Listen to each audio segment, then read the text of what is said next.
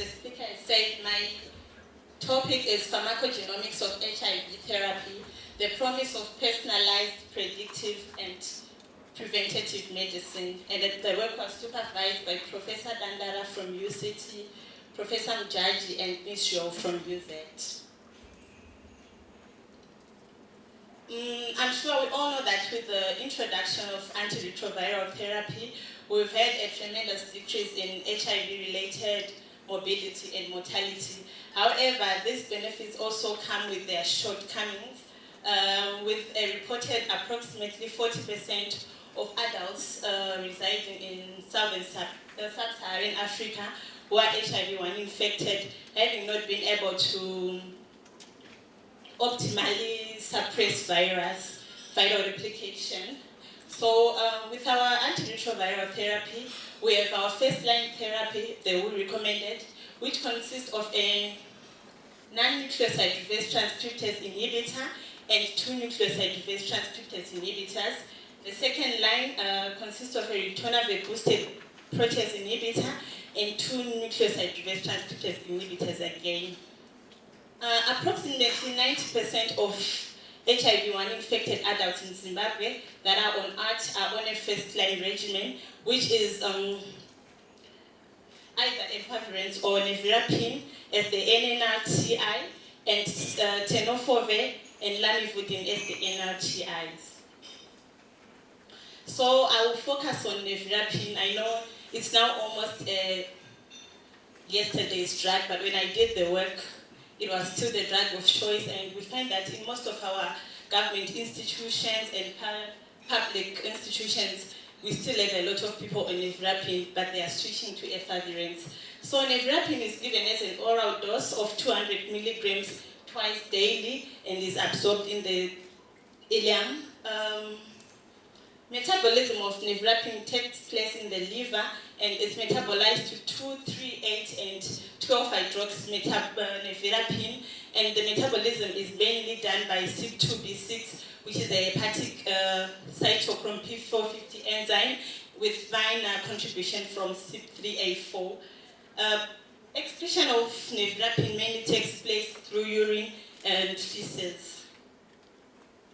However, we say, like we said, we have a lot of shortcomings with this antiretroviral therapy, with other people failing to suppress therapy while others are doing fairly well on the treatment. So I'm going to focus on inter-individual variability in response to nevirapine. Some of the shortcomings that are associated with nevirapine therapy are subtherapeutic, leading to drug resistance, which Benjamin was just talking about, and eventually virologic failure. And we also have other individuals developing toxicity due to nevirapine, which is shown by development of rash, toxic epidermal necrolysis, Stevens-Johnson syndrome, and in some cases hepatotoxicity, which could be fatal.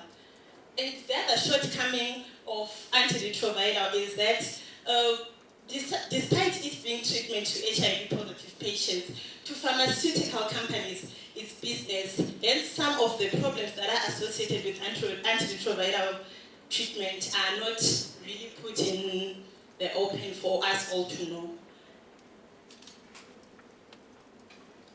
So these are some of the factors that influence response to antiretroviral therapy, but I will zero in on the genetic factors. So, the promise of pharmacogenomics that I'm going to bring to you today is summarized by this picture. So we have our patients here, we have the same diagnosis, in this case we say HIV, but in that population, after treating them, we get different results, which we are saying some benefit but develop toxicity. And this that develop toxicity will withdraw or lack adherence and eventually develop resistance and do not manage to suppress viral replication. And we have others that do not benefit but develop toxicity. Others do not benefit but do not develop toxicity, so nothing happens.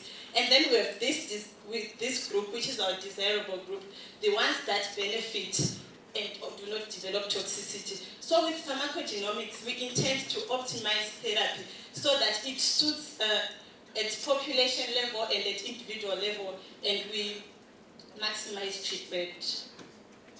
So this is just showing that people respond differently to treatment, with the husband having responded, yet the wife hasn't. So the aim of my study was to determine plasma nevirapine levels and try and find their association with CYP2B6 gene variants in HIV-infected adults from first-line out. So CYP2B6 gene is the gene that codes for the enzyme I said is the main metabolizer of nevirapine. So we recruited 118 participants from Newland Clinic. We had consented, from whom we collected 5 ml of EDTA blood, and we had clinical data available from their clinic records, and we also collected demographics. From the blood, we extracted DNA, and we also collected plasma, which we used for the plasma nevirapine levels using liquid chromatography by mass spec by tandem repeats. And from the DNA, we did PCR and genotype using restriction frequent length polymorphism and snapshot, and we sequenced to confirm. And from this, we got our allele and genotype frequencies for the CYP2B6 gene. Sorry, I forgot to tell you that for the CYP2B6 gene, we're looking at 2 polymorphisms, which is the 516G to T and the 9X3 T to C polymorphism. So we correlated our plasma nevirapine levels with the genotypes, and we also correlated the genotypes and plasma nevirapine levels with clinical data, which the markers of HIV disease progression, but unfortunately we did not have viral loads at that time. So we used P24 as a proxy of viral loads, and we had CD4, and we had ALT that we also correlated with our nevirapine plasma levels, and we also correlated the plasma levels with our demographics. So this table is just showing us the demographics, but I want to focus on the plasma nevirapine levels. So the therapeutic range of nevirapine has been established at 3 to 8 micrograms per ml. So from our distribution there, we can see that 35% of the individuals are within the therapeutic range, while 4% are below the therapeutic range. They are in the sub-therapeutic range, and 57%, which is the greater chunk of the population, are actually in the supra-therapeutic range, which means they could be at risk of developing drug toxicity. So from our genotyping that we performed, this is just a comparison of our genotype frequencies against other populations, so that we see if really the dose that we're giving our patients is the right one for them, because we know most of these studies are performed in the resource, they are performed in the resource settings, and we are the resource limited settings. So this is just an outline of how these frequencies differ, especially considering that we're saying these polymorphisms impact on drug metabolism. So of interest is the CYP2B6 9H3 allele, which we see that is absent in Caucasians and Asians. And we know it's where most of the studies are performed. And then we just extrapolate that onto our African populations, yet we see all these differences. And also it's important to note the differences between the African populations.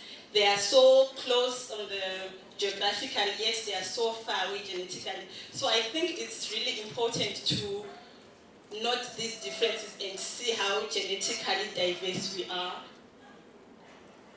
So those are my results. That graph is showing us nevirapine plasma levels against our CYP2B6 G516T polymorphism. So the polymorphism is in exon 4 of the CYP2B6 gene, which is a non-synonymous